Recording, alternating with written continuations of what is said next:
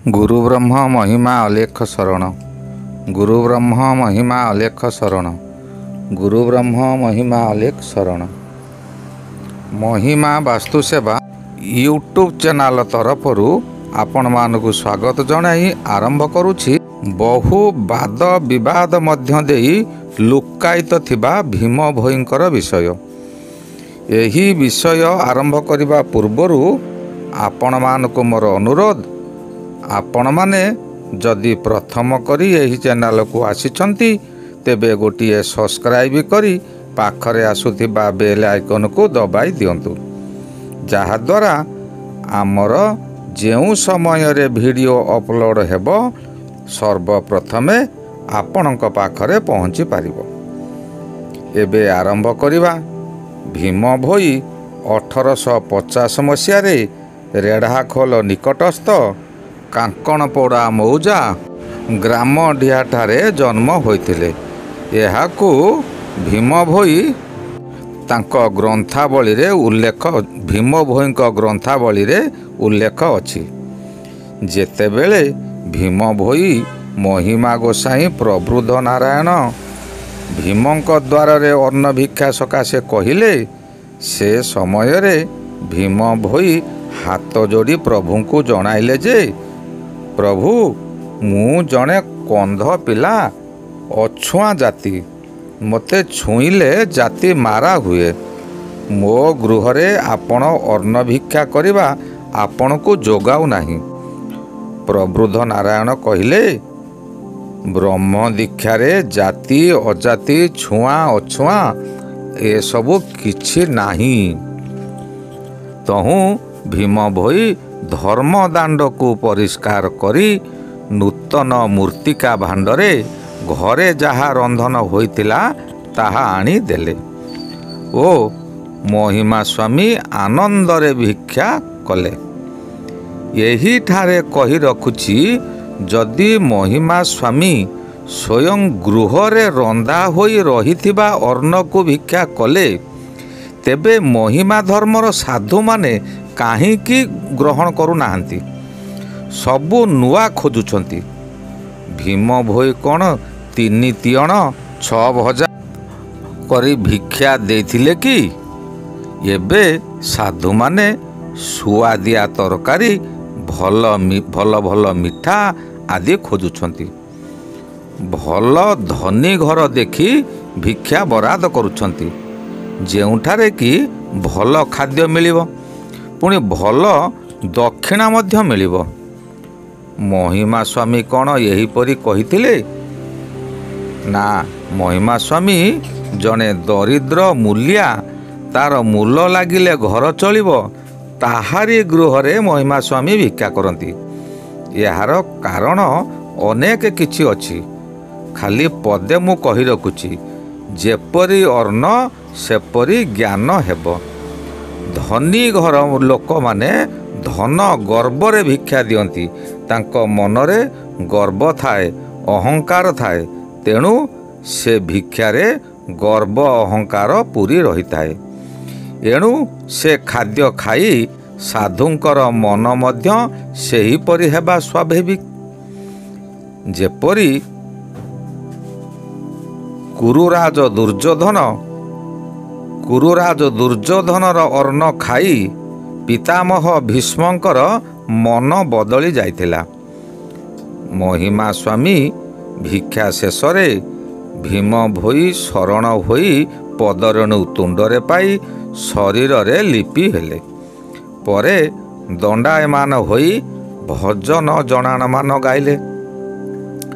प्रभु खुशी होई आदेश देले, आंबे बलासिंघा जाउछु, तमे यही ठारे रही भजन जणाण आदि रचना करिब।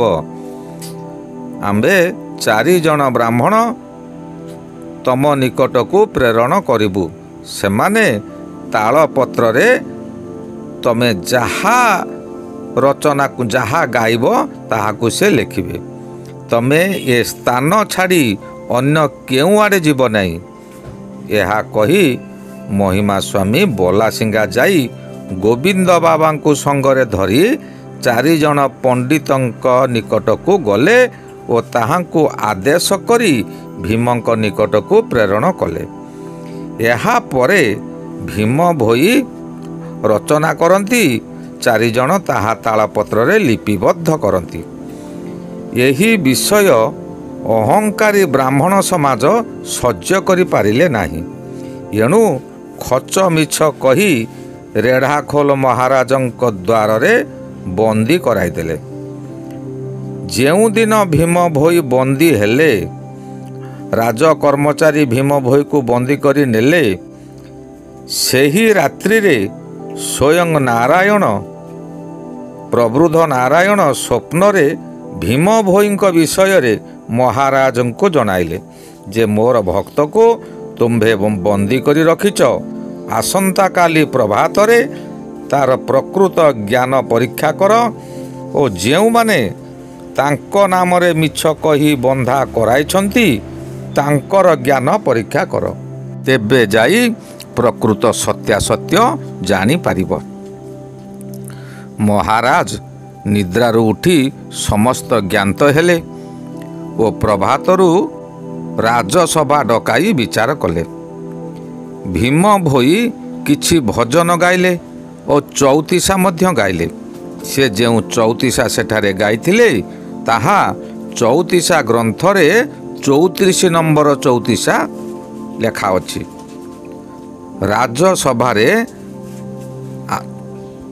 ରାଜସଭାରେ ଯେଉଁ ଚଉତିଶା ଗାଇଥିଲେ ତାହା ତାଙ୍କର ଚଉତିଶା ଗ୍ରନ୍ଥମାଳାରେ 34 ନମ୍ବରରେ ଅଛି। ଆପଣମାନେ ଦେଖିଲେ ପାଇପାରିବେ। ଏହିପରି ଅନର୍ଗଳ ଗାଇବା ଦେଖି ମହାରାଜ ଖୁସି ହୋଇଗଲେ। ଏହାପରେ ଯେଉଁମାନେ ମିଛ କହି ବନ୍ଦୀ କରାଇଥିଲେ ତାହାଙ୍କୁ ଆଦେଶ ଦେଲେ, ତୁମ୍ଭେମାନେ ନିଜେ ରଚନା କରି ଗାଅ। ସମସ୍ତେ ତଳକୁ ମୁଣ୍ଡ ପୋତି ଛିଡ଼ା ହେଲେ। ମହାରାଜ ସେମାନଙ୍କୁ 10 ବେତ ଲେଖା ପ୍ରହାର କରି ବିଦା କରିଦେଲେ ଓ ଭୀମକୁ ଶଗଡ଼ ଗାଡ଼ିରେ ସସମ୍ମାନରେ ବହୁ ଧନରତ୍ନ ଦେଇ ଯେଉଁଠାରୁ ଆଣିଥିଲେ ସେଇଠାରେ ନେଇ ଛାଡ଼ି ଦେଇ ଆସିଲେ। କିଛି ଦିନ ପରେ ଭୀମ ଭୋଇ ସେ ସ୍ଥାନ ଛାଡ଼ି ଖଲିଆପାଲି ଚାଲିଗଲେ। ଖଲିଆପାଲିଠାରେ ବୌଦ୍ଧ ରାଜା ଦେଇଥିବା ଜମିରେ ଆଶ୍ରମ କରି ରହିଲେ, ଯାହାକି ଅଦ୍ୟାବଧି ସେଠାରେ ରହିଛି। ବହୁ କବି ଭୀମ ଭୋଇଙ୍କର ଜନ୍ମସ୍ଥାନ ଭିନ୍ନ ଭିନ୍ନ ମତ ଦେଇ ଲେଖିଛନ୍ତି। ନଗେନ ବସୁ ଲେଖିଛନ୍ତି ଜୋରନ୍ଦାଠାରେ ଭୀମ ଭୋଇ ଜନ୍ମଗ୍ରହଣ କରିଥିଲେ। କିଏ କହୁଛନ୍ତି ଜଟାସିଂହା, କିଏ କହୁଛନ୍ତି ମଧୁପୁର। ମହିମା ଅଲେଖ ପୁରାଣରେ ଭକ୍ତ ନାକମୁଦିଆ ପାଲ ଲେଖିଛନ୍ତି ଖଲିଆପାଲିଠାରେ। ଏହିପରି ବିଭିନ୍ନ ମତ ବିଭିନ୍ନ କବି ଲେଖିଛନ୍ତି। କିନ୍ତୁ ରେଢ଼ାଖୋଲ ନିକଟ କାଙ୍କଣପଡ଼ା ମୌଜାର ଗ୍ରାମଡିଆରେ ଜନ୍ମଗ୍ରହଣ କରିଥିଲେ। ଭକ୍ତ ଭୀମ ଭୋଇ 1850 ମସିହା ଜ୍ୟେଷ୍ଠ ପୂର୍ଣ୍ଣିମାରେ ଜନ୍ମ ବୋଲି ସ୍ତୁତି ଚିନ୍ତାମଣିରେ ସେ ଉଲ୍ଲେଖ କରିଛନ୍ତି। କିନ୍ତୁ ଭକ୍ତ କ୍ଷେତ୍ରମୋହନ ପ୍ରଧାନ ଭୀମ ଭୋଇଙ୍କ ଜୀବନୀରେ ଲେଖିଛନ୍ତି ମାଘ ଶୁକ୍ଳପକ୍ଷ ଅଷ୍ଟମୀ ତିଥି ରବିବାରରେ ଜନ୍ମଗ୍ରହଣ କରିଥିଲେ। ବହୁ ପ୍ରମାଣ ଯେ ନିଜେ ଭୀମ ଭୋଇ ଲେଖିଛନ୍ତି 4 ବର୍ଷ ସମ୍ପୂର୍ଣ୍ଣ ହେଲାବେଳେ ଜ୍ୟେଷ୍ଠ ପୂର୍ଣ୍ଣିମାରେ ସେ ପ୍ରବୃଦ୍ଧ ଗୁରୁ ମହିମା ସ୍ୱାମୀଙ୍କୁ ଦର୍ଶନ କରିଥିଲେ। ଏହାକୁ ଧରି ଆମ୍ଭେମାନେ ଏ ପର୍ଯ୍ୟନ୍ତ ଚଳୁଛୁ। ଅଦ୍ୟାବଧି ବହୁ ତଥ୍ୟ ଭୀମ ଭୋଇଙ୍କ ବିଷୟରେ ଲୁକାୟିତ ରହିଛି। 1850 ମସିହା ସମୟରେ ଯଦି ମିଡ଼ିଆ ଥାନ୍ତା ତେବେ ତାହା ନିଶ୍ଚୟ ପ୍ରମାଣ ମିଳିଥାନ୍ତା। ଏପରିକି ଜନ୍ମ ମସିହା ମଧ୍ୟ ବିଭିନ୍ନ କବିମାନେ ବିଭିନ୍ନ ପ୍ରକାର ଲେଖିଛନ୍ତି। କିଏ ଲେଖିଛନ୍ତି 1847 ମସିହା, କିଏ ଲେଖିଛନ୍ତି 1848 ମସିହା, କେଉଁଠାରେ 1850 ମସିହା ଓ କେଉଁଠାରେ 1855 ମସିହା। କିନ୍ତୁ 1850 ମସିହାର ବଳିଷ୍ଠ ପ୍ରମାଣ ଯେ ଖୁଣ୍ଟୁଣିଠାରେ ଯେଉଁ ସମୟରେ ପ୍ରବୃଦ୍ଧ ନାରାୟଣ ମହିମା ସ୍ୱାମୀ ବାଲ୍ୟଲୀଳା କଲେ, ସେହିଠାରେ ଭୀମ ଭୋଇଙ୍କ ରଚିତ ଭଜନ ପାଠ କରାଯାଇଥିଲା। ତାହା ଥିଲା 1866 ମସିହା ନଅଙ୍କ ଦୁର୍ଭିକ୍ଷ ସମୟର କଥା।